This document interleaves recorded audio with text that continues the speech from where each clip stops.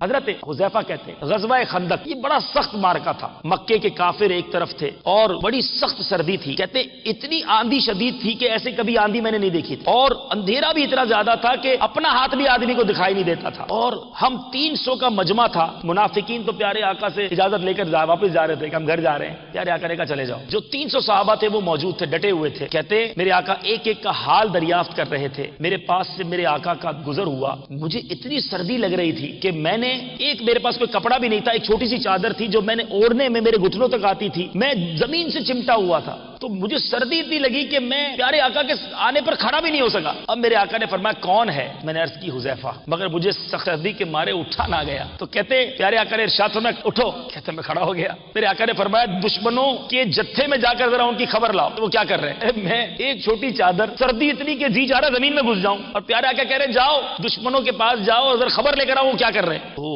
اب میں بڑا خستہ حال، تعمیل ارشاد تھی، جانا بھی تھا، تو اب میں جب جانے لگا تو میرے آقا نے مجھے دعا دی۔ کیا دعا دی؟ کہتے میرے آقا نے دعا دی اللہ اس کی حفاظت فرما، سامنے سے، پیچھے سے، دائیں سے، بائیں سے، اوپر سے، نیچے سے۔ حذیفہ کہتے میرے آقا کا ارشاد فرمانا تھا گویا مجھ سے خوف اور سردی بالکل جاتی رہی۔